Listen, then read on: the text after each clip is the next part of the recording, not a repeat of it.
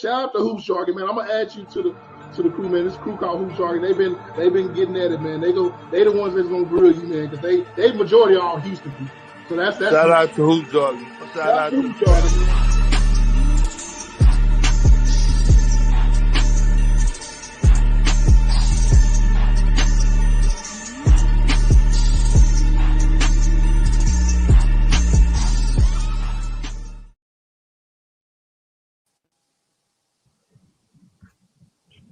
What's up, everybody? What's up? Get my logo down. Straight No Chaser podcast. Episode 16 are we on? Episode 15, 16? 15, 16, somewhere in there. Somewhere in that range. Somewhere. What's up, fellas? What's good, deal? Man? Merry Christmas to you both. Hope you both had a good holiday. As I did. It was ate too much. Which was in plan, the intention in the first place. So it was a good time, man. Hope y'all had a good one, man, and hopefully Cowboys give us a gift today and wrap this NFC stuff. Absolutely.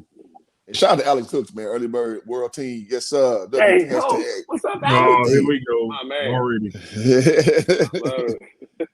Yes, sir. World Team. Let them know. All right, man. So let's go ahead and cook, man. We had a good pre-show discussion about what do we expect out of. Well, we can talk about Giants last week. Any takeaways we got from that game? It wasn't a great one in my opinion, but we took care of business in the day. Any comments we want to open up? But shout out to Fabian Bacon, E Black TV. Appreciate y'all. What up, y'all? Well.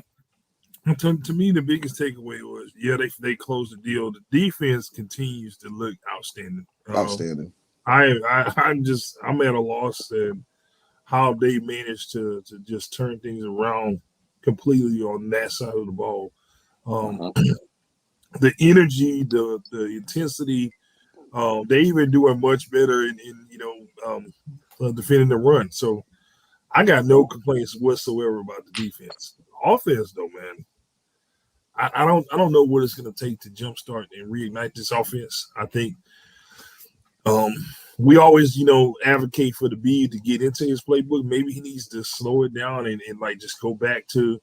I used the Rocky 3 analogy when Rocky got knocked out by Clubber Lang. Maybe you got to go back to the old training methods and go back to the old gym. Got to get the eye of the tiger back because it seems like they just lost it. Ever since Dak came back for that injury, man, they just never quite been the same. So, absolutely, this is an opportunity once again. This is a really, really bad football team. Regardless, they got a few players back, but nothing that moves the dial. Montrez Sweat is back today, but he can't do it by himself. It's still a bad football team, and Will Jackson is out. So. Their number one corner is out today. So it's time to eat, man. The temperature is warm outside in Texas. I know you're actually, as crazy as it is, it's actually colder in LA than it is in Houston. Oh, yeah, it's cold as hell out here. Cold as hell out there right now. So but the temperature's warm. It was 44 last night. Fire up the grill and have some damn burgers today. So and raining. Yeah.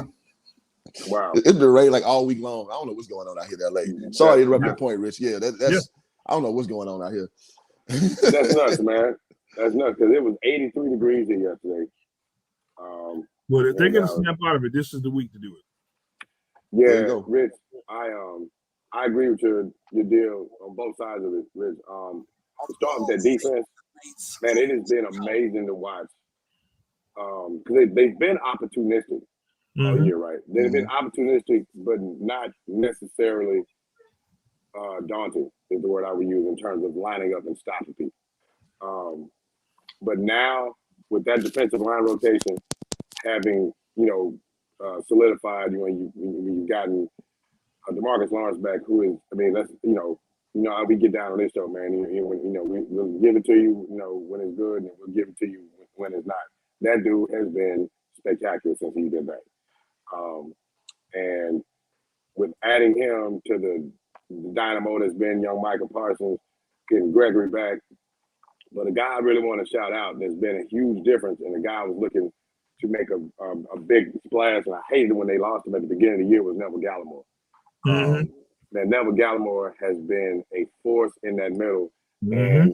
And has he cured all that ails Dallas in the run game? Not all of it, but he has helped make a tremendous improvement because when we talked pre-show, Cliff and I did, I brought his name up, and the fact that it's not a coincidence that now you've seen a lot of plays at or behind the line of scrimmage in the run game since Neville Gallimore got back.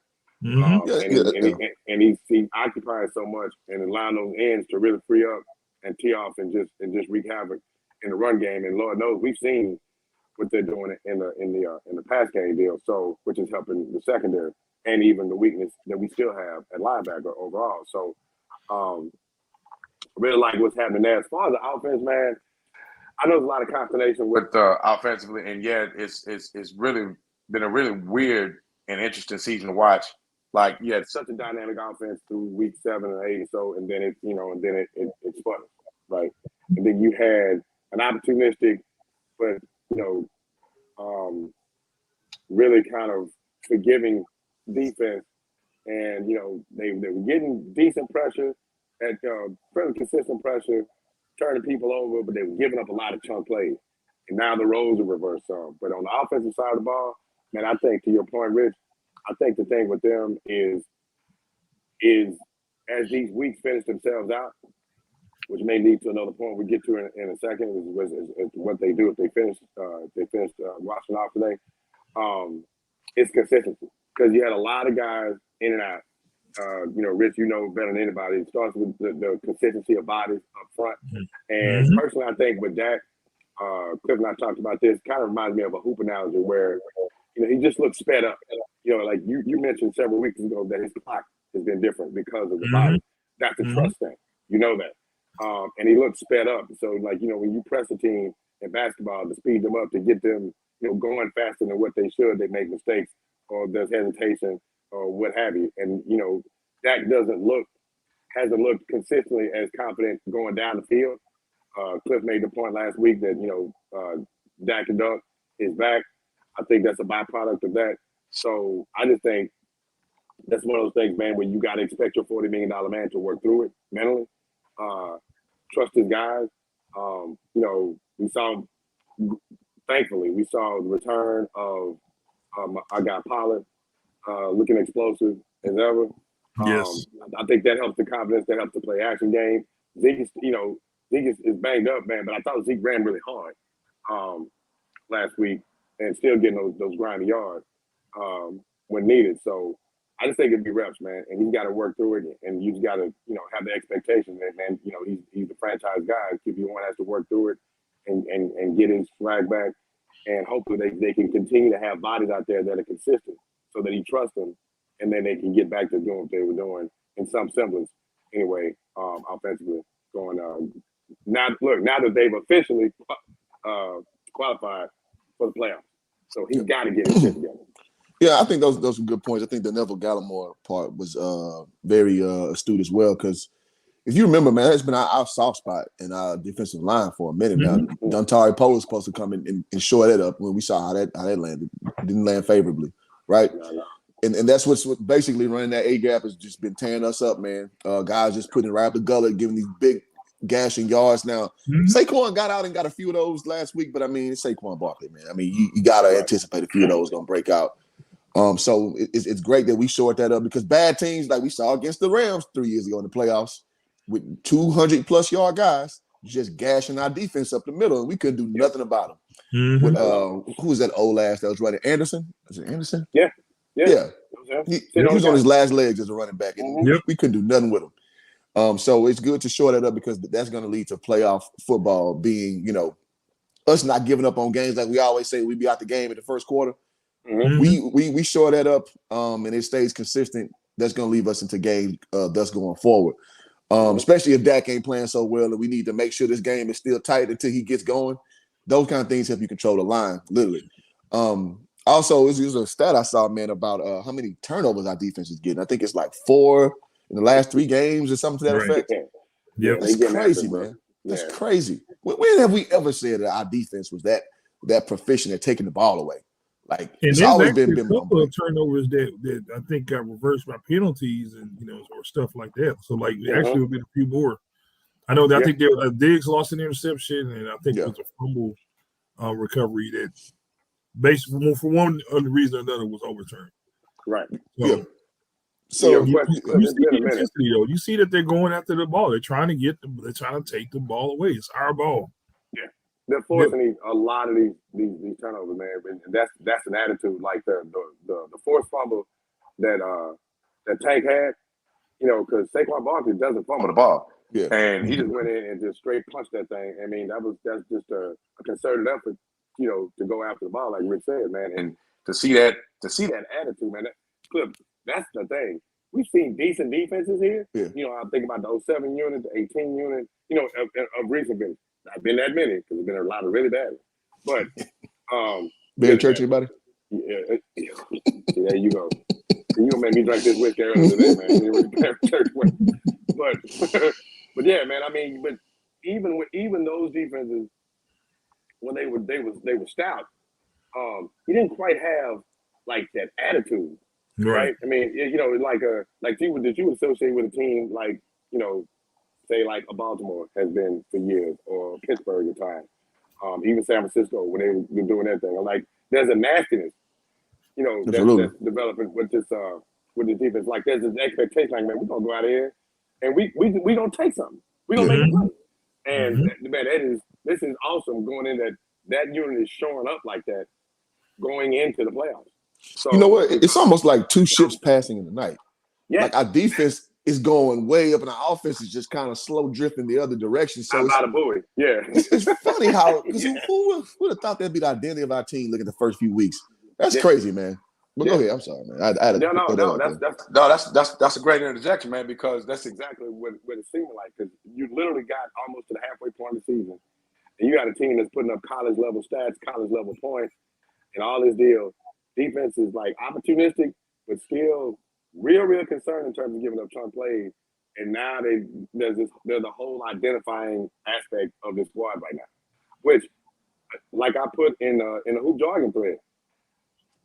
If this is Dallas's identity, I mean, let's just keep it a band. If this is Dallas's identity, even going into the playoffs, where, you know, because they got a solid run performance last week, right? Mm-hmm. Yeah. That wasn't particularly great. He had a game manager type feel. But if this is, even though you got dynamic players on the outside, but if this is Dallas's identity, where they've got a really stingy, nasty, you know, creating turnover type defense, and you know, Dallas basically does enough. I'm here for in the 21, 24 point game. That's not a bad way to go out. Championships have been won with that model in recent vintage. We've seen that. So I'm not really tapping the panic deal just yet. Now, if Dak is going out and he's throwing 4 picks a game, that's a whole different story. But if Dallas's identity is what we've seen kind of the last 2 weeks, was really last week was a strong run game, kind of a game management type deal. You know, we're punching in with a touchdown here. Greg the leg, you know, kick a few field goals, hopefully not miss too many extra points. Oh, Charlie, you know, knucklehead. But if that's their identity, I'm not really mad at that. Right. No, when we say the offense needs to pick it up, I'm not talking about scoring 35, 40 points a game like we were earlier in the season. That's an anomaly. We know that's not going to happen every week in the NFL, especially as you get later on in the season. Right. What I'm referring to when I'm saying the offense needs to get together is you need to extend drives. You need to stay on the field longer. We need to run the football. Yes, we need to put some points up and not rely on Charlie Brown, a.k.a. Greg Zerline. Situational offense is what I'm referring to. Is you control the line of scrimmage. You control the time position. You don't turn the ball over. You keep drives alive. You wear the defense down. And you take a defense that's already playing pissed off football with an attitude, with an edge to them, and you give them an opposing offense that has limited options because they're playing from behind, and they become even more deadly.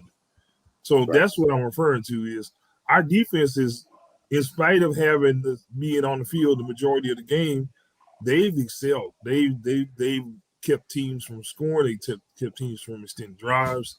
They get the ball. That's what I'm referring to is you can't rely on that to be your calling card to get you to the Super Bowl. Offense has to do their part, and they got to keep the defense fresh at a minimum. And of course, put up enough points to win the game. Finish No, that's the Stu. Let me get a few of these comments down. I see y'all in full throat. I appreciate that. Oh, Minnie Davis sighting. Man, What up, Minnie? Hey. I always look Favorite of the show. Hey. All right, Alex Hook says, man, left guard center needs to consistently hold the pocket. Dak doesn't trust sitting in that pocket. But we need to figure out who the hell our left guard is. Yeah. 1 week it's Connor McGovern, then it's Connor Williams, then it's John Connor for Terminator. Hell, I don't know. John Connor. So I mean, that is funny. That's one thing, and this is on the left side of the line. Like I said, the what's it called that they do the ladies at Rockefeller in New York, they do the dance, the little kick thing. Like if one of those girls is out of sync, it messed up the whole show. Offensive line the same way. Yeah. Your left guard is out of sync. Your left tackle, who Lord have mercy, Tyron Smith. I got into a huge. I know I pissed off one of Sean's followers because I tore his ass up. He's talking about because Sean just posted. He's like, I don't know if Tyron Smith's worthy of being a Pro Bowler. So I responded, hell no, he's not. He's not. Tyron Smith did not have a Pro Bowl season this year. He got in because he's popular. Yeah. Yeah, I'm a Cowboys fan, but I'm real. He not have a Pro Bowl. He don't play 7 games out of 10. Yeah. One. And when he played, it's been at best mediocre.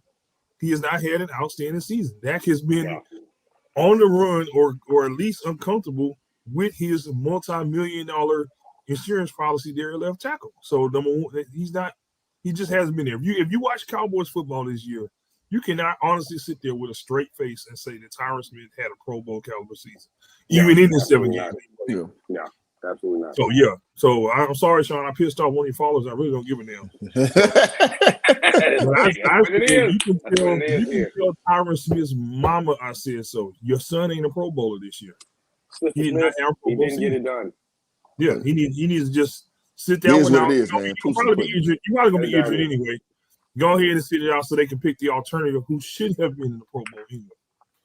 That's funny. Yeah, that's good stuff. But back to the point, the line has to be in sync. So you have your left guard struggling, then your left tackle is inconsistent and or missing and or we don't even know who's starting the left tackle. That throws the center and the right side of the line off also because D linemen, know that they know where the weak points of the line is. They see the cracks in the wall. They know where to attack. So he throws the whole thing out of sync. Let me shout out Minnie Davis again. Super chats get priority. I'm trying to get to all y'all comments because they're actually really good. But yeah, Minnie, you jump the line when you donate to the channel. Just saying. Just saying. Yes, indeed. Go ahead, Rich. You're about to finish up your point. But yeah, like I said, it starts up front. It starts with the line. Line got to be in sync. So Yep. Line synchronicity, man. We've talked about this a few weeks now on here, and it's just as important as your skill position guys. This is literally how you control the line on the opposite side. We just got through discussing. And then Brent says, "Is Dak scared to run now?" I think to some degree he is, because I recall there was a drive against the Saints where coverage was outstanding. It was pretty clear to me that he had nowhere to go. Just tuck it and I don't think it was like 3rd and 5 or some crap like that. And saying that they held the pocket up well. He escaped from the pocket. He's still looking downfield. You see no one's there. You see your check downs going. You see, go ahead and just run, take the 5-yard slide, and let's move the chains. He sits around. He tries to read. Finally decides to take off. Gets tackled by the D lineman. Dak got a lot of old big Ben in him. You know how Ben would sit there and hold. It's like, and I don't know subconsciously if he's still, psychologically over, breaking that ankle. Maybe he's like, oh, I don't want, in the back of your mind, he's probably thinking about it still, Yeah. Fair point. And he's only, remember, and we watch enough sports to know when you have the major injury like that, it's usually year 2 that you're at your optimal physical standpoint. Yeah. So, and even from a physical standpoint, and to I'm sure a large degree, a significant degree, even mentally. Yeah, absolutely. And he pushed so hard to get back, and he started the year playing so unbelievably well that this pocket, you say he looks like he's not as trusting of the line because of the lack of continuity in the last several weeks. Not as trusting, which kind of bleeds over and not as trusting in himself. Which leads to what we've seen. from release points on some of the throws that he's made, to not taking what's there. When we know we can get him, but we're not expecting him to be, Lamar Jackson at any point in his career, or even Jalen Hurts for that matter. But Dak is a very capable runner, and certainly capable of making plays. And to some of those things that you talked about just a moment ago, Rich, extending drives. When you take a 3rd and 5 and 3rd and 6, in a kind of a weird part of the field, and if you extend that drive, that part of it, you're not taking a chance on going forward or whatever. You got another set of downs, and you've ensured points on the board. So those are the type of things going forward that you want to see from QB1, even if this line is still not quite where he trusts them. Then he's going to have to find it within himself to trust himself, absolutely, to make a play. And, I like that. That's what we're gonna have to. That's what we're gonna have to see out of QB1, in particular, if they're gonna make any noise in this playoff run. Because right now, guys, this is what it is. They've made the playoff, so objective 1 has been done. Now it's about seeding and positioning, and then once they line them up, and you got to execute, win games. Because we're not trying to do this one and done deal. So you want to start to see these things start to take shape starting today against the sad-ass Washington football team. Sad-ass Washington football team. Let me power through some of these so we can get to the preview for the sad-ass Washington football team, WTF. Yes, sir. So Charles the producer says Dak has his mind on the playoffs in a good way, but that's the memo. I hope so. I hope it's in the right way. I hope so. Yeah. Brent Jackson, man. Shout out to Brent Jackson, man. Get our unofficial fourth member, Landon Collins. Yes, the fourth horseman on injured reserve. Deshaun Everett out with both starting safeties. Should eat today. He should. Absolutely. Yeah, he definitely should. Brent. And I would like to take Brent's point. Let me get to Kelly's point as well. Shout out to Kelly Lyons. Please help me make sense of what Moore is calling. It's a great question. That's a great question. That's an outstanding question. The bees. Let's get into the bees. I want to go back to Brent's point about the safeties in just a second. I want to address Kelly's question. That's an excellent deal, because I think it brings up a great point. That's contributed to the malaise of this offense the last month. Now we've talked about, the players on the field, and again on this show, we keep it a band. We were singing the Bees' praises, rightfully so, first 7 weeks. With this job description, when you have players out, players hurt, be it COVID, be it injury, whatever the deal. Hey man, you're the wonder kid. Your name is popping up in every coaching discussion scenario. Vacancy, popping up. Right. But the work at hand these last few weeks, a lot of that's tied to the Bees. And to Kelly's great question, what the hell has he called? And somebody, I love that snapshot. What the hell has he called? He looks out of bounds at times. He looks as though just through some of the play selection and the situation stuff, that man, he might be overthinking the deal a little bit. Could it be that could it be that he put on the Sunday's best too soon? That's maybe you showed a little bit too much of the cookbook too early in the season. I hope not. Either that, or he liked the Tony Shashlers, or he liked the Lowrys, and just kept using that, and instead of getting that salt and pepper in there, and forgot about that smoked paprika. We got other stuff in the cabinet too, man. We got paprika. That's all y'all that can cook. Cayenne pepper and everything else. That's a hell of an analogy. That's a hell of an analogy.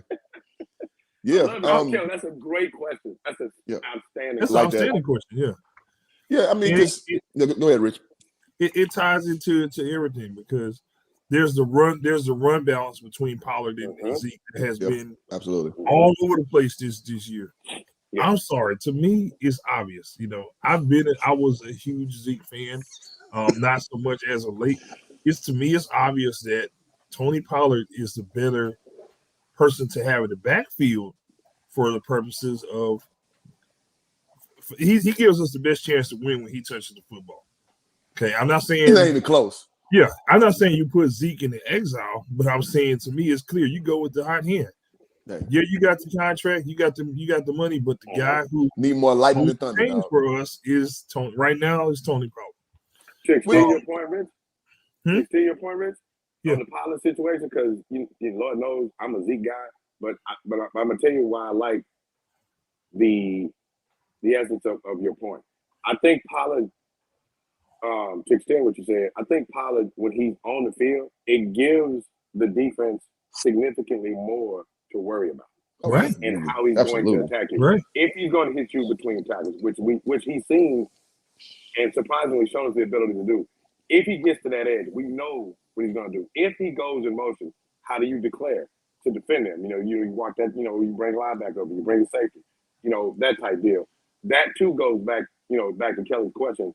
And I think Beav should probably, at least from my vantage point, look to use him because he's more of a threat and gives more of the defense something to worry about. Zeke is a lot more predictable now. Mm-hmm. You look at, even though he's he's really good catching out of the backfield, and even in the predictable short yard situation, Zeke is still really, really good. Mm-hmm. So you want that balance there. But to your point, I do think Pollard is the guy, regardless of the contract situation, the name, whatever it goes to. He gives the Dallas offense a bigger threatening stance when 20 is back there because you really don't know how that dude is going to attack you. And he has the ability to take either one of those situations between the tackles or to the edge and house the ball. That's where he differs from Zeke. I'm going to throw a name out there, man, and this is kind of what Pollard is reminding me of in short fashion. I mean, not saying they're identical backs because they're not, but I'm getting Darren Sproles vibes from him, where it's like he's on the field, there's a threat to score. Right. And you literally, for the laymen to watch football, when 20 is back there, it looked different than 21 is back there. I'm sorry. My Cowboy optimism level is way higher when I see Tony Pollard back there. It's because he got big playability. And like you were saying, Zeke is still damn good. For any other team, they would love a Zeke Elliott. Right. Problem is, man, we got two Ferraris back there, dog. And one of them is a 2021 one of them model, got the Nitro on it or whatever that is. The hell, the Fast and Furious shit. We got we got the Vin Diesel, jump out going on that bad boy. Why not use it? Yeah. You got the other things because, they're more likely to bite on play action with Pollard in the backfield versus Zeke, for example. Absolutely. That's one thing. He's a way better receiver than not that you rely on your running backs to be receivers, but hey, I want to give Dak as many options as possible. Correct. When he's back there in that pocket, especially given the inconsistency with the line, sometimes he need to throw a quick wheel or something, just get rid of the ball. That man does things when he has the football in his hand. That's the kind of guy you want to get the ball to. So, no offense to Zeke, but hey, man, it is what it is. No, it is what it is. You go with the hot item on the menu. We can't sit here and lie, man. We can't sit here and lie. And we don't do it. Not on this show. I know I keep saying this. I got to power through these comments because everybody going hard, and you guys are doing y'all thing in this comments today. I got to give y'all props. I love it. We getting great comments today. James Dandridge says, the offense has struggled of late in the run game. You think Dak's midseason injury has kept him from leaving the pocket and run? Yeah, we kind of talked on that about in the opening of the show. Yeah, we think his mind is overthinking right now. He's not trusting his mechanics. He's not trusting the cadence, the tempo. And so it's leading him making erratic throws and choices. Because Dak is one thing he's always been good is discernibility. He's been known to put the lowest risk play out there for the betterment of the team. And it seems like right now he's losing that balance a little bit. I mean, we all saw again against the WTF with that crazy WTF interception. That's something you never saw from Dak, ever. No, it hadn't seen him throw that bad. The game is super physical, so I like the team's pace heading into the postseason. I like the defense. I agree with that on the defense side of the ball. No question. Man, if I ever see Dan Quinn in the bar, I'm the first drink something. Bro. Hey, man, the first two. Yeah. Man, everything you drinking tonight. I might have this tab. Everything you drinking is on. It might have this tab. Stay away from the Macallan 18. I can't do too many of them, dog. So just stay 12 and lower. Then I got you. First time since the 90s, I've been excited to watch our defense get on the field. Corners aren't getting beat in the secondary. Hey, absolutely. There you go, April. Yes. There you go. That's a banger right there. That's a banger. The guy that nobody's talking about who's getting better every week is Demante Casey. Yes. Boys playing. Casey has been a great pickup. Yes. Oh, my God. He is. That's a great call, man. Yes. Yes, sir. Yep. Yes, he has. It's like, and all of a sudden, man, it's like the depth. Light came on. The name. Light came on. I mean, the contributors, and it started. Since he was out of position on that touchdown against Minnesota, he's like, okay, I got something for y'all. Yeah. It looked like a cat who went back that Monday, got early, got in the film room. He's like, you know what? He dug into the crates. He's like, yeah. You got me this time. I was asking that play. Next time. Yeah, I'm gonna be better next time out, and he addressed it.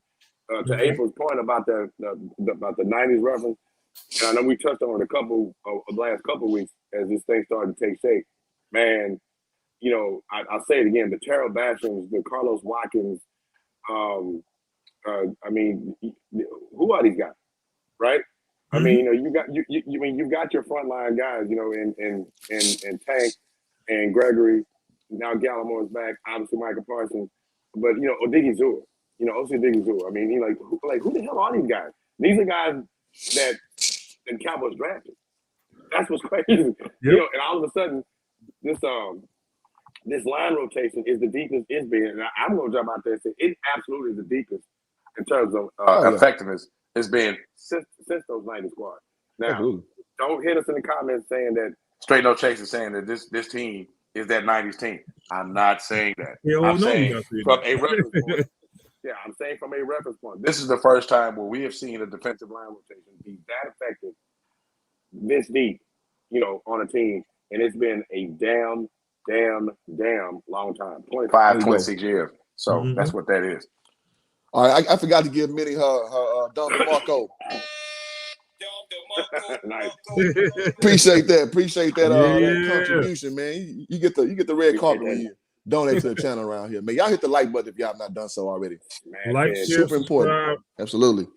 Smash it. Tell your peoples about it. It's going tell on your peoples, man. Tell your peoples and tell your peoples and tell the peoples. There you go. Yes, it's your favorite Cowboys podcast, favorite podcast. You know what I'm saying? So let's get it, man. So again, I want to shoot back to Brent's point about the safety.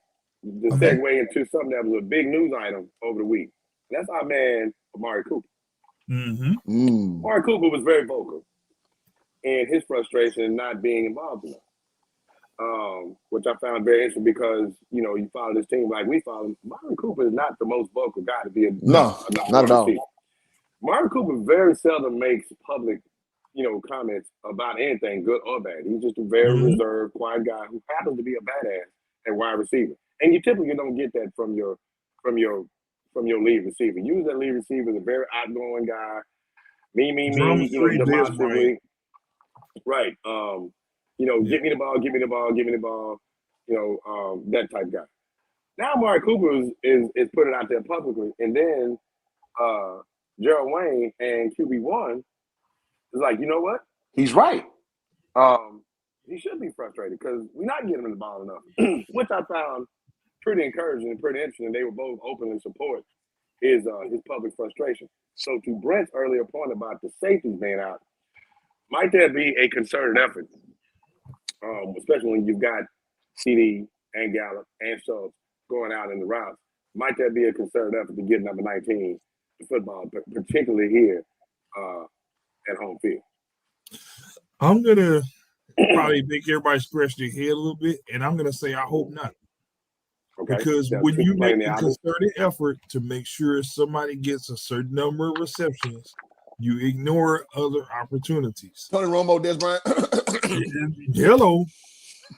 Jason Witten, entire career was basically, you know, stripping away opportunities from other players on that field because we had to feed Jason's ego and his big brother's ego, the clapper. So I don't want us to go back into that mentality. If you get open, if the opportunity's there and we miss it, then we need to talk about it when we study film. But if it ain't there, it ain't there, bro.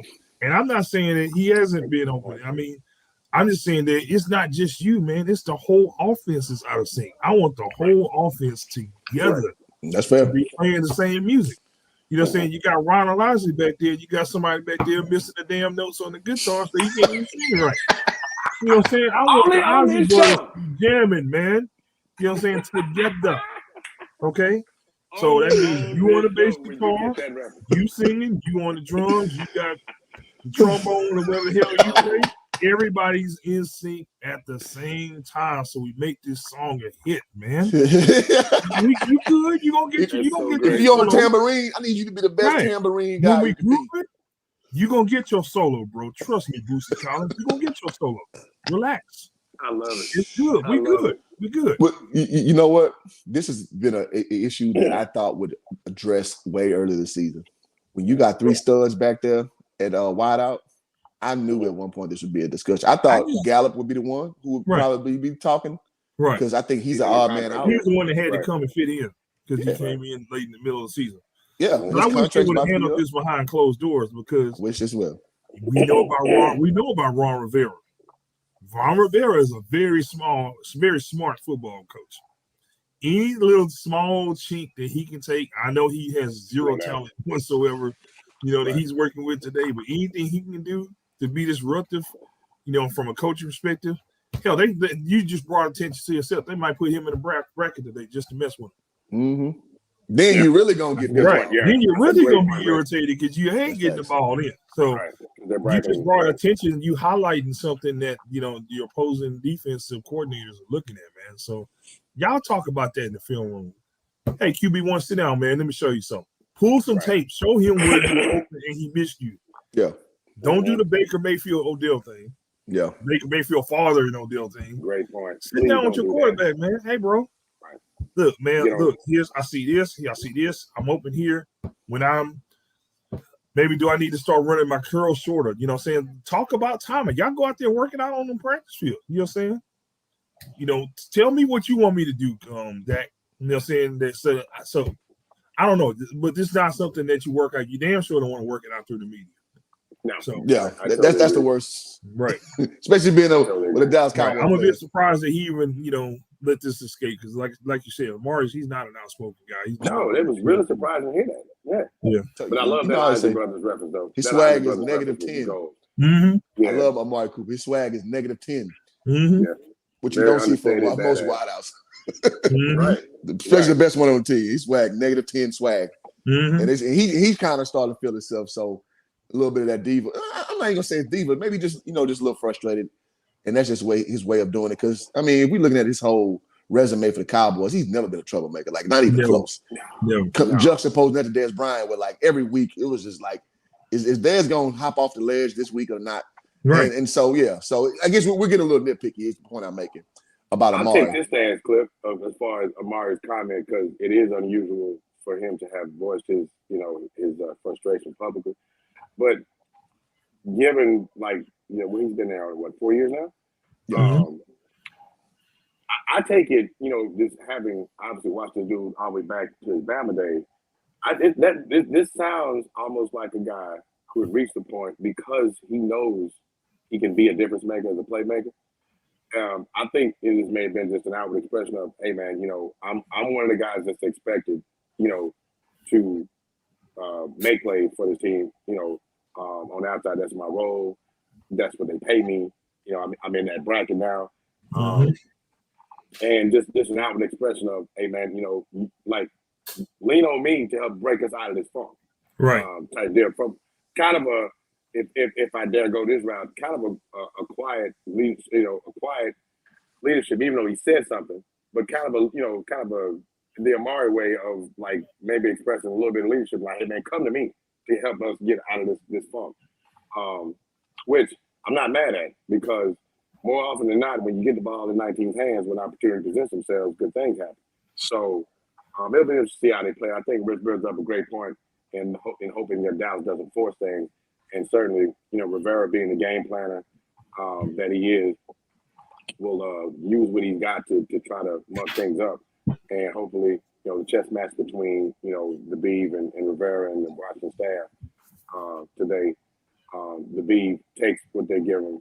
And if their safeties are out, when the safeties are out, that also means not only opportunities, in the pass game, but there's gonna be some concerns in that run game, because the safeties if you got the starting guys out, they may barely church their way on an angle, and miss in run support, and because if you miss an angle on Tony Pollard, that's a wrap. He's gone. So, hopefully we get a very, very, very church-like angle in the run game today from the sad-ass Washington football team, and get some chunk plays in the run game for both Pollard and for Zeke. So,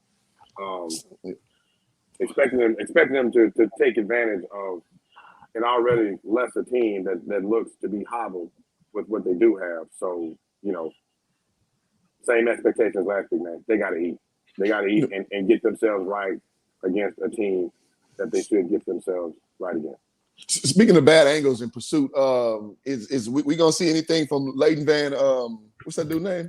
Come on, man. Elsewhere. Leighton Van Elsewhere. There we go. Come on, man. That's where they're going to next year. Elsewhere. But Leighton Van Elsewhere. Rich with the slew. Cliff?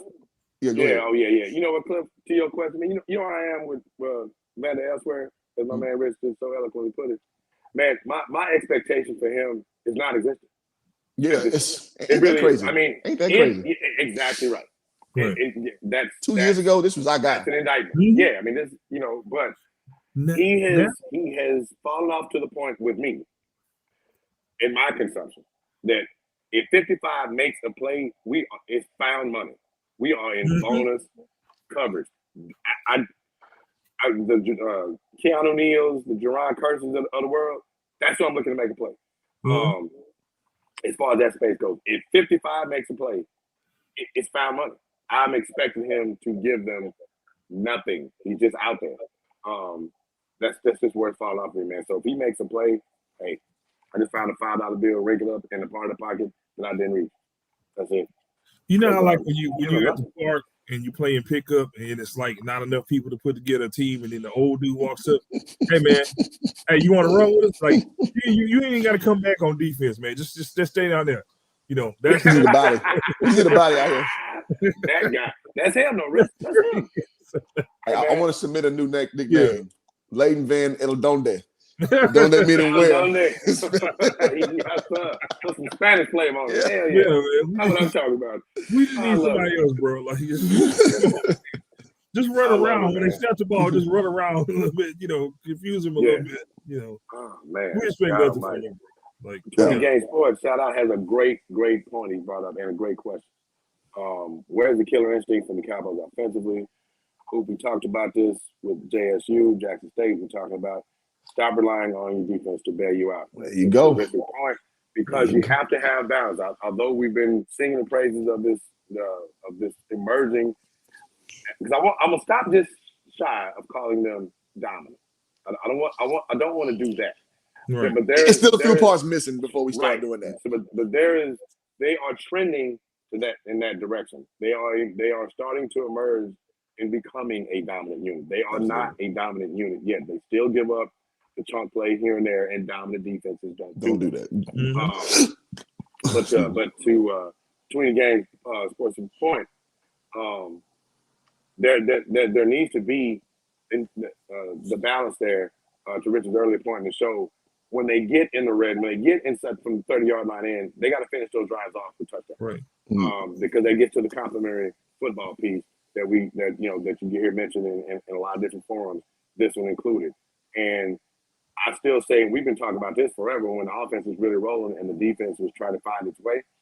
Man, can you imagine, and somehow, some way at the start of the line, because this team has not played a complete football game yet on both sides of the ball. I want to see that. It could happen today in about 30 minutes if they want to. Wait, when do we play today? No, we play like 5 o'clock. Well, 5 my time, so it's prime time. 7 o'clock. Yeah.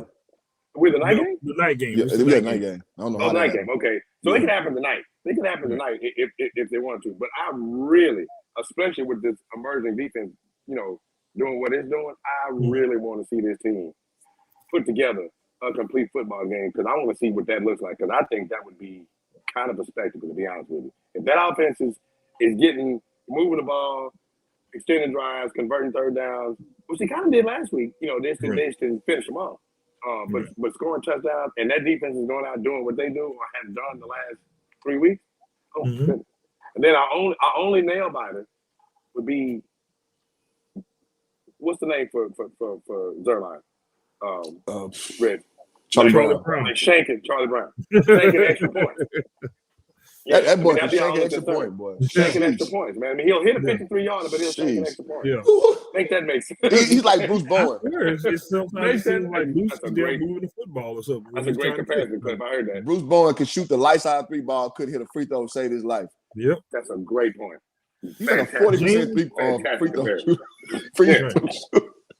James has an outstanding point here. So he says 2 guys stepped up on defense and stepped up the spark on the part of the squad with Diggs and Parsons that has affected the team like a couple of linebackers did a few years ago. No question about that. Mm-hmm. We need somebody on offense to do that for us on offense. Mm-hmm.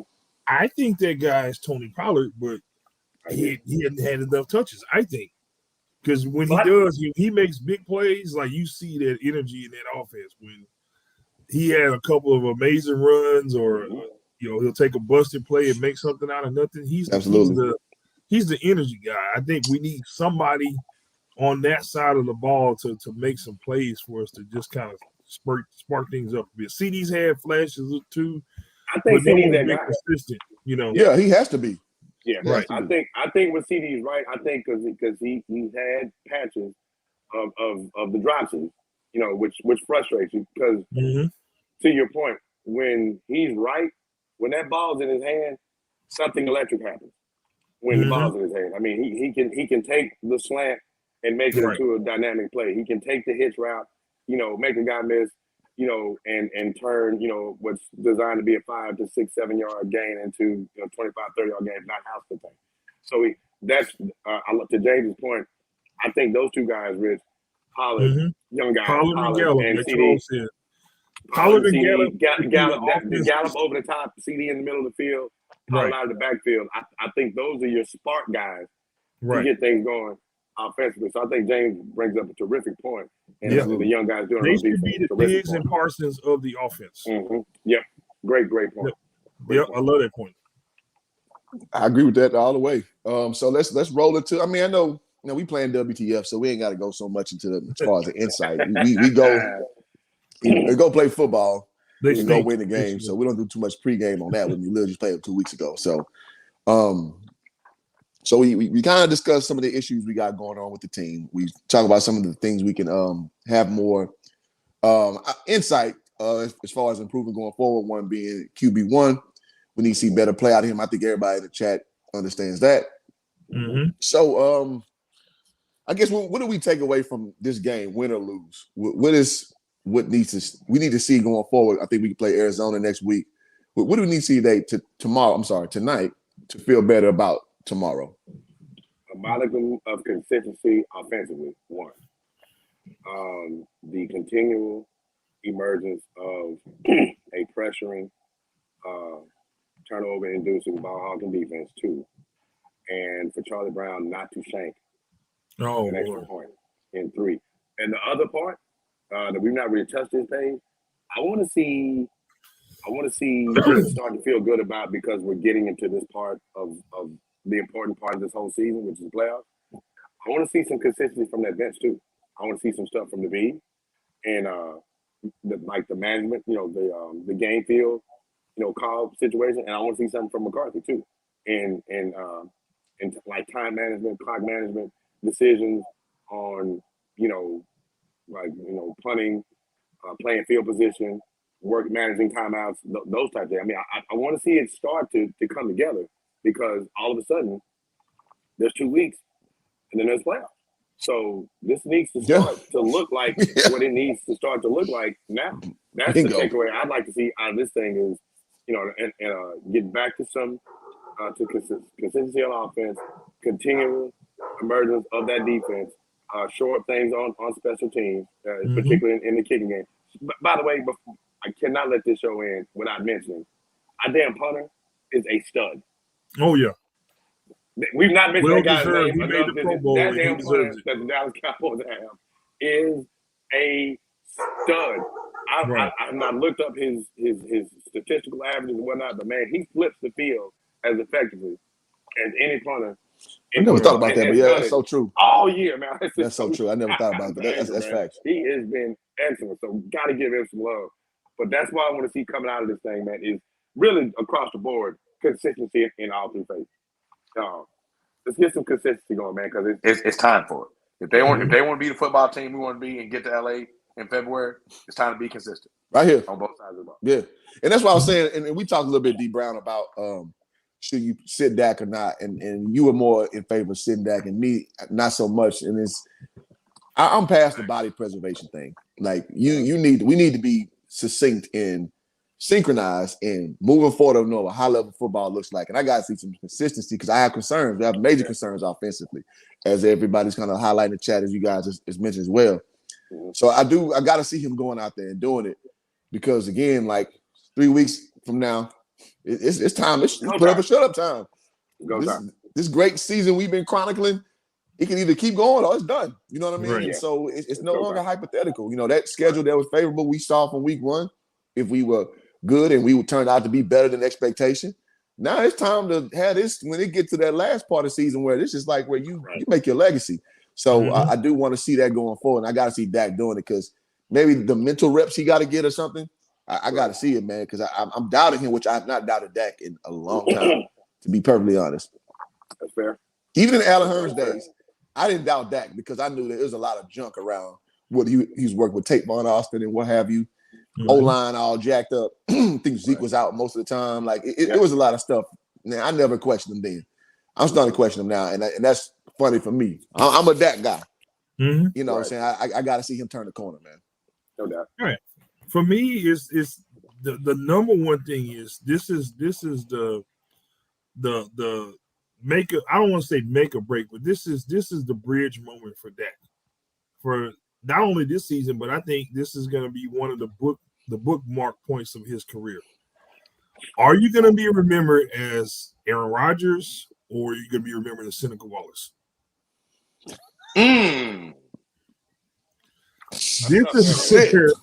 This is you went from. I mean, I like Seneca. I think he's a great guy.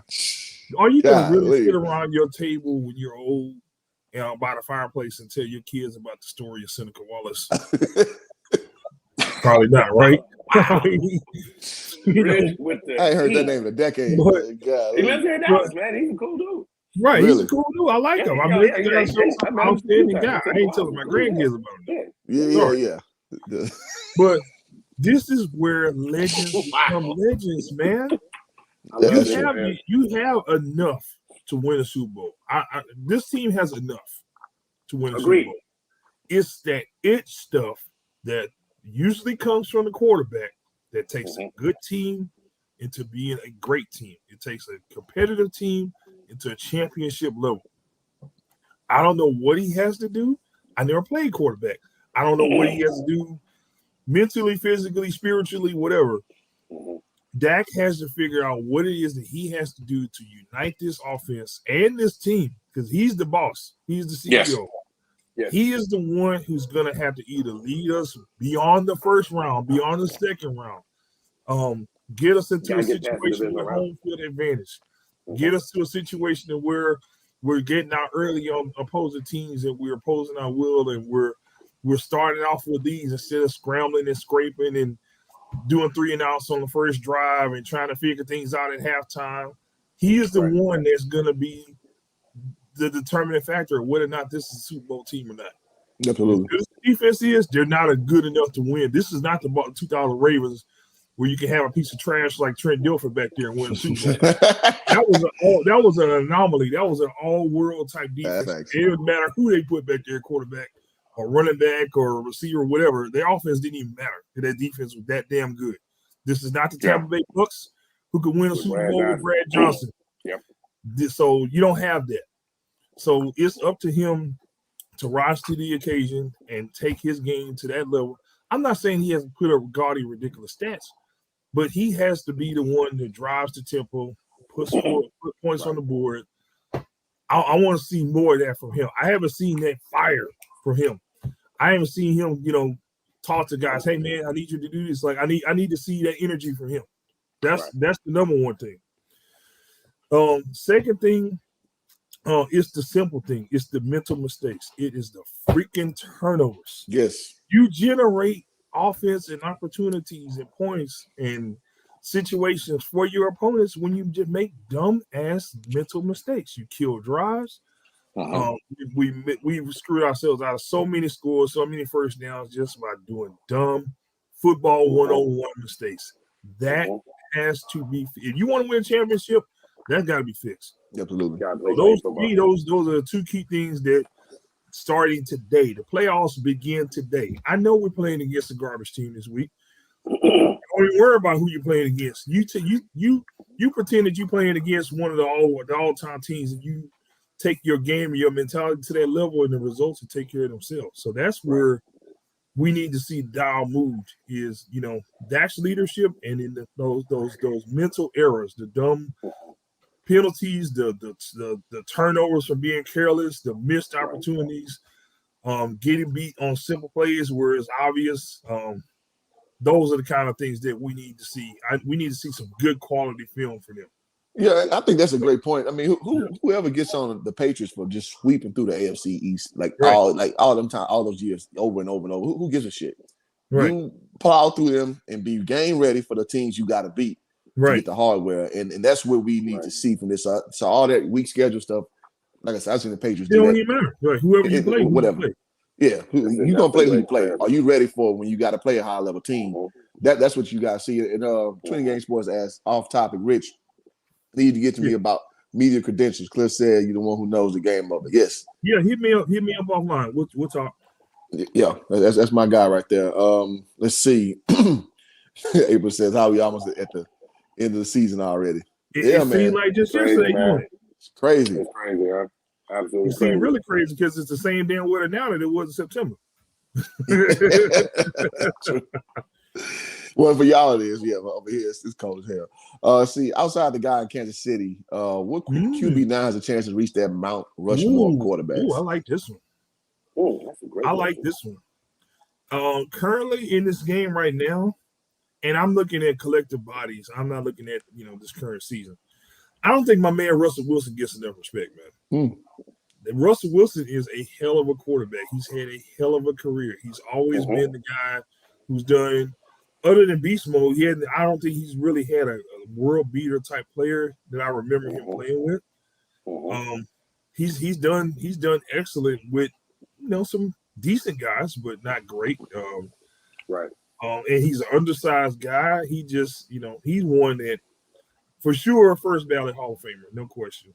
Yeah, no question. He retired today. He's going to the Hall of Fame, but he doesn't. They don't give Russ enough respect for all that he's done in Seattle. He still got some tread on the tires. He still got some things to go, some time to go. But you think quarterback Mount Rushmore? He got a chance for a stab at that. If he has another MVP type season, I think he's in the discussion. He got DK Metcalf back there at the end of the day. He really should have two. If not for Pete Carroll, he should have two. Yeah, that's so. And one of them would have been a win over the GOAT. So I mean, right to the question, Rodgers has to be in this conversation, right? Yeah, that's my answer. Yeah, that's my answer. I mean, Aaron Rodgers has to be right. He's in the conversation. As a matter of fact, I'm mentioning him at length before I get to the guy in Kansas City. The guy in Kansas City still has. He's got a stronger body of work. Aaron Rodgers does. Yeah.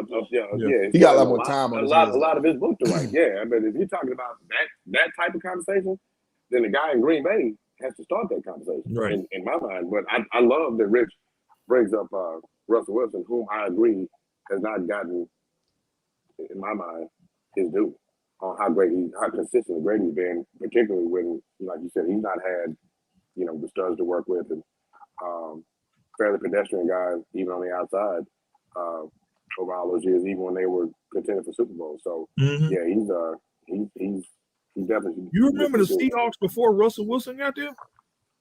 Nope. Yeah, they looked like I want to say they were the Texans. That's fair. That's very fair. I was gonna keep it in the Cowboy mode since this is the Cowboy podcast. I was gonna say they look like the 2015 Cowboys. Yeah. With no quarterback. Yeah. No quarterback. Yep. Right. The Chad Darren McFadden running the court. Yeah. 2015 was rough. That was a painful, painful. Yeah. We went to quarterback hell. Yeah. What's up, Pratt? B was on that team. Too. Yeah. B was awful. Yeah. I mean, yes, it was bad. It was bad. That's what that Seattle squad looked like before Russell Wilson got there. And remember, I'll accept that. Rich, you remember they gave Seattle gave my guy from LSU 3 years. Like they gave him a bag prior to gonna be the start, and he never saw the field. Remember that? That was that was awesome. Because they bought 3 quarterbacks in before. Matt Flynn. They gave Matt Flynn a bag. It was Flynn, never saw the field. And they brought in Tavares Jackson too. They brought in Tavares Jackson from but Tavares Jackson ended up being the backup. Yeah. Matt Flynn, they got rest in peace, Tavares Jackson, man. Great SWAC quarterback, man. Yes, sir. Alabama State. Sir.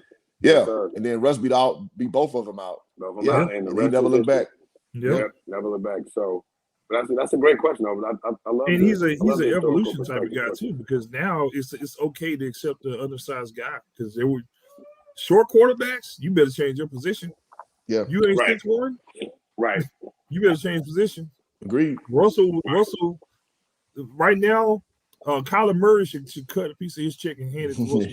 He should be paying Russell Wilson some time. Every week. Pay homage, like my boy Fly Sports say. Pay homage. Yes, sir. That's a good call. Man, okay. I wanted before we break, man. You brought up a point on something that I've been arguing with affiliates forever. You brought up said that this version, the 2021 version of Dallas Cowboys, is good enough to win the Super Bowl. That's not been the case for many, many years, despite the delusion of a lot of affiliates that were out there beforehand, because we had names and we had pieces, but there was the talent level that I've argued for many, many years from basically this millennium wasn't there. I mean, it was good enough to get to, maybe a 10-6 and 8-8, but was that team really good enough to win a Super Bowl? Because you would have offensive flashes, sometimes brilliant, and defensively they'd be putrid. Or, every now and again we'd have a little bit of balance, but you didn't have a pass rush, i.e. the 2014 season when they couldn't get to an Aaron Rodgers who was running on one leg with a bad calf. That was the day's catch here. I mean, those things. Now you got that deal. Now you got the receiver core. Now you got the running back core. Now you got the quarterback. You got the tight end. Now you got a defensive line rotation. Now you got a playmaking secondary. For the first time, or one of very few times, I would say in the last 20 years, that you look at this squad. Now, did they have opportunities to catch a break here and there? I would say 14 and 16 of recent vintage. Sure. I think those teams could have caught a break. A play or two falls their way here and there, both against Green Bay, obviously, and they could have gotten to at least gotten to the NFC Championship game, to the Super Bowl. But you really didn't go in with like the expectation or saying like, yeah, this team can do it. I agree with you. I think this team, predicated on what you said, that if QB1 takes this thing by the mantle, and this is an opportunity for him to like stamp a legacy and lead this squad, which from a personnel standpoint is good enough to get there. Right. I just remember this old saying that one of my coaches used to always say: in football, shit will happen, but you can't let shit beat you. That's a good one there. I mean, that's past the plate word to that, bro. That's past the plate word to that, man. I'm gonna extend the right-handed fellowship on that right here. Just being there on a Sunday morning. I want to send a shout out to some of our friends from the real Cowboys fan group. I see you brought them over, Rich. Y'all know, man, we rock hard. I created my own Cowboys fan group. You guys are reading. Because Cowboy affiliates are so damn annoying that we literally handpick who's allowed in the group.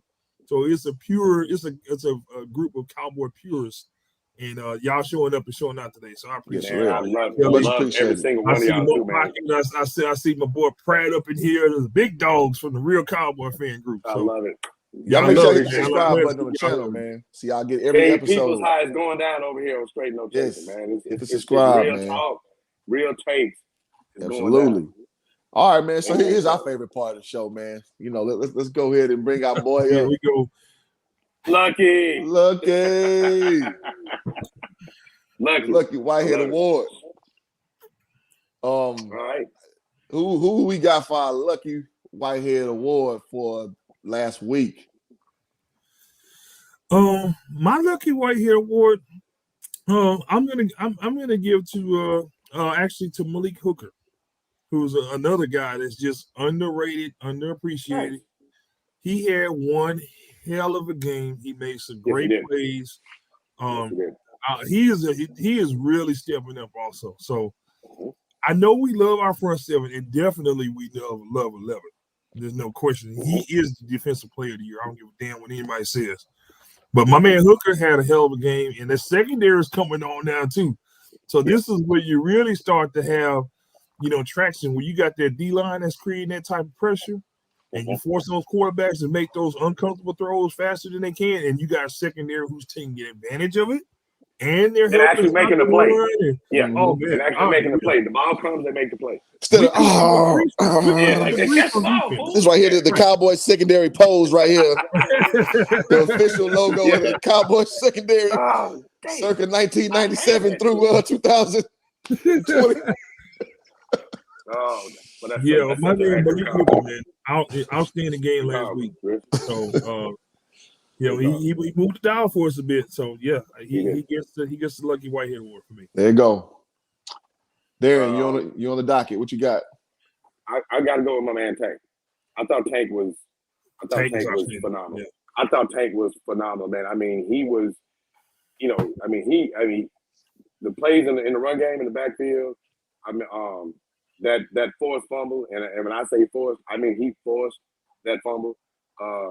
Pretty critical jump to the game because the Giants were still very much, in that hang around, in the uncomfortable hang around mode when he punched that ball out. Mm-hmm. I just thought he was completely impactful from, all four quarters, and it just, to me, it was the most impactful he's been since he's been back, both in the run game and even rushing that quarterback, man. So shout out to Big 90. Need more of that. Tank Lawrence is my Lucky Whitehead from this past week. There you go. I guess I'll bring it home, which I'm gonna give it to Diggs, man. He got his way back into the good old interception sweepstakes. Mm-hmm. So it's something we like to see him chase that record down, man. So after a few weeks off the clock, he got back on there. So I'm gonna give mine to Trayvon Diggs, which is easy to give it to an unsung guy, but I really admire what he's done as a body of work as far as getting takeaways. So I got to give him that lucky for last week. 10 picks, bro. This potential is scary, man. For him to be so young and putting up these type of numbers, and he's still finding his way as a defensive back. Second year corner. When he finds that balance, man. Oh, yeah. If he gets a little Aeneas Williams to him in coverage, yes, it's going to be a problem. Yep. If he can get some Aeneas Williams, for those of you that aren't familiar with Aeneas Williams, get on your YouTube, Brian, and go look up Aeneas. Go look at some Aeneas Williams. Another swag. If he gets on some Aeneas Williams footwork right there and covering a guy in the route, with the way he plays the football, then Trayvon Diggs will be an absolute monster. So I would love to see him take that pass. So we talk real football around here, so that's a real football reference for y'all. There you go. Aeneas Williams. AENASWI. That's it. Spell Williams. But yeah, he has a very unique spell name. Some Southern University, man. Shout out to my swag athletes. You know me. I have an affinity for my swag guys out there in the NFL. You know me. So let's land the plane of the show, man. Let's go predictions, man. Us against WTF. What do you got? Anybody who can step up? I'm gonna say the weather's nice in Texas. Is we don't do winter around here. We do days of the week. So we're gonna fire up the grill today. I know, Cliff, you are definitely a chuck roast kind of guy, ground chuck roast. You get some ground chuck roast there, maybe toss a little deer meat in there with it, Season it real good, put some salt, pepper, oregano, paprika on there, some garlic, salt, pepper. Oh, paprika. Yeah. Roll it up real good, put some breadcrumbs in it. Make yourself that burger, man. I see that burger coming for you. I see that burger in your life coming today, Cliff. I'm going to go 31-3 Cowboys. 31-3? Yeah. All right. 31-3. All right, man. I guess I'll go. Derry, you going? Right. Go ahead. Fire it up, Cliff. Fire it up. You know what? I'm going to retire the burger the rest of the year, man. They let me down. the burger's soggy. You It was expired, man. It started out looking good, and then when you put it on the grill, it started to kind of separate.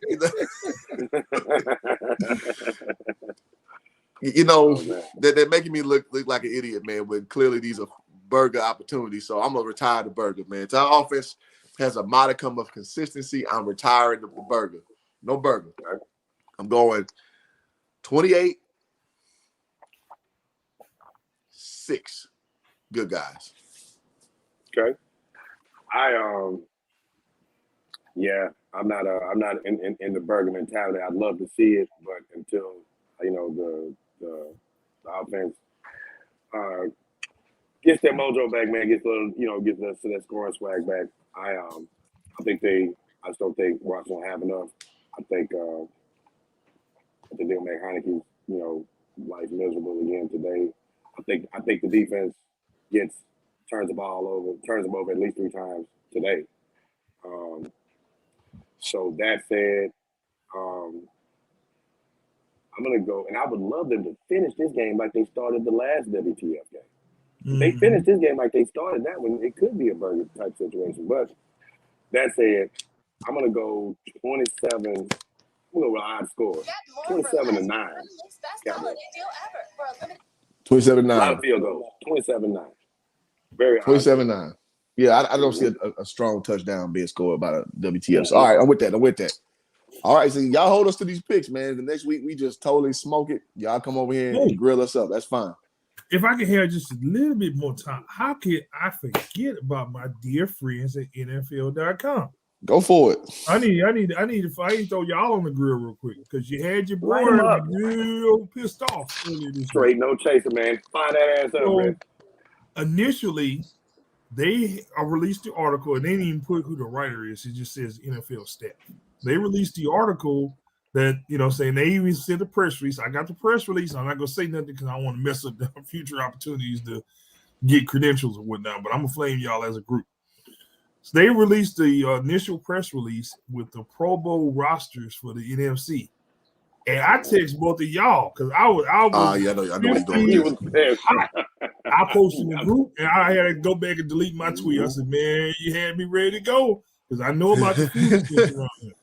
The initial Pro Bowl roster did not have Micah Parsons on it. Ooh, that set me off. Next time you press release, make sure you read it, please. Because you didn't have Micah Parsons on the initial press release. I'm like, what in the hell just happened? How do you have the most dominant defensive player as a rookie since Lawrence Taylor not on a Pro Bowl roster? Like, I was ready to go. I was ready to box anybody with the insight. So it actually took some of y'all to call me. Hey, no. They're good. They fixed it. Okay. I was ready to go. I was ready to go. So next time, y'all don't. You was though. You was ready. He was hot. Oh man, I was here for it. I was ready to go. So I was here. I don't know what the hell they were thinking, but you need NFL.com. You need to get it together, bro. Like for real. Don't do that no more. Don't send me no more press releases until you proofread them. Because the big fella coming after you. Good stuff. I love it. I remember that vividly. Yeah. I was like, hold on, man. He's on there. Yeah, he's about to go in. That was great.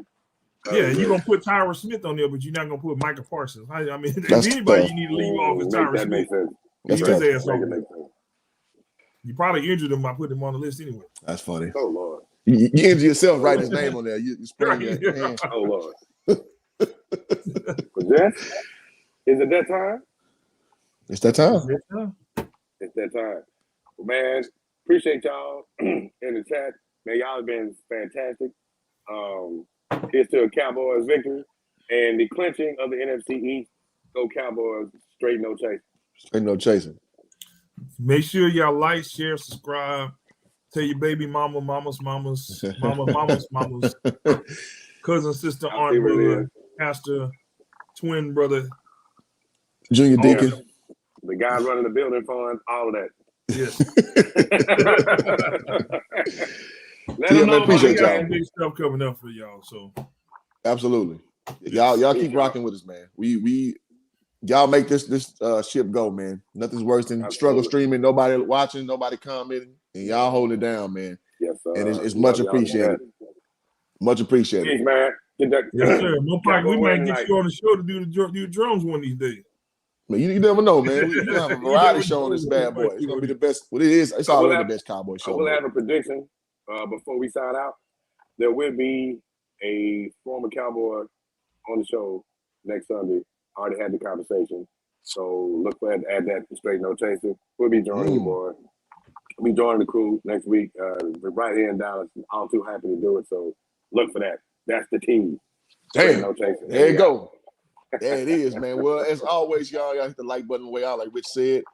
And Kendrick Perkins, brother, man, take us home to glory. And shout out to Hoop Shark, man. I'm gonna add you to the crew, man. This crew called Hoop Shark. They've been getting at it, man. They the ones that's gonna grill you, man, because they majority are all Houston people. So that's shout out to Hoop Shark. Shout out to Hoop Shark.